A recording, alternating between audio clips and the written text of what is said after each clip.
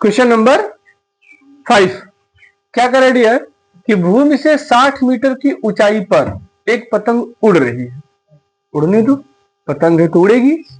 ठीक है, भूमि के क्वेश्चन नंबर जो 5 है कह रहा है कि भूमि से एक पतंग जो है ये 60 मीटर की, ये मान लीजिए भूमि, ये पतंग यहां पर हम लोग बना देते हैं छोटा सा।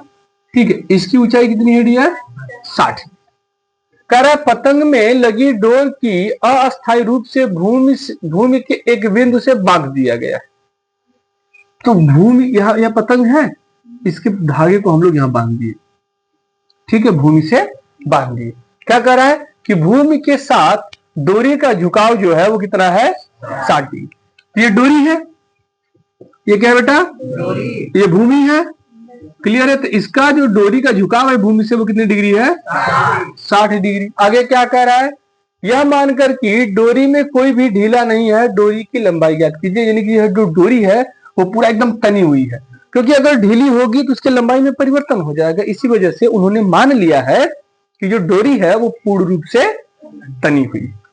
डायग्राम दिख रहा है आपको? ये क्या है? पतंग की ऊंचाई है। पतंग कितने ऊंचाई से? 60 मीटर। नामकरण कर लेते हैं A B C। हमें क्या निकालना है डियर? डोरी की लंबाई निकालना है। अब भूमि से तो दूरी निकालनी नहीं है, तो भूमि से दूरी निकालने का कोई मतलब नहीं है। तो यहां से हमने डोरी की लंबाई मान लीजिए x। यहां लिख दिया कि माना डोरी की लंबाई बराबर x।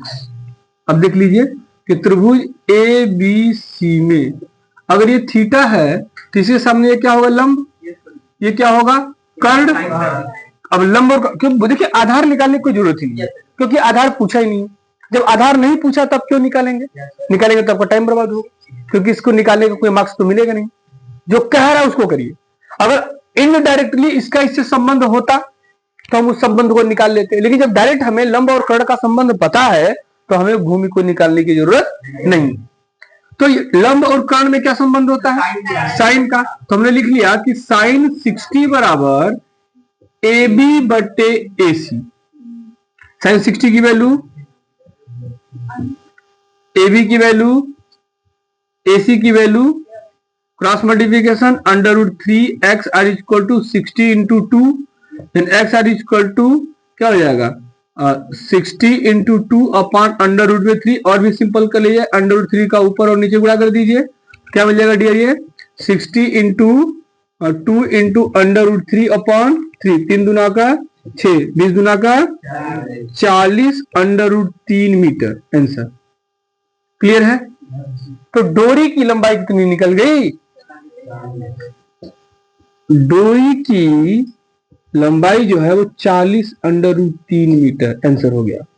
कितना आसान। डायग्राम बस आपका सही होना चाहिए।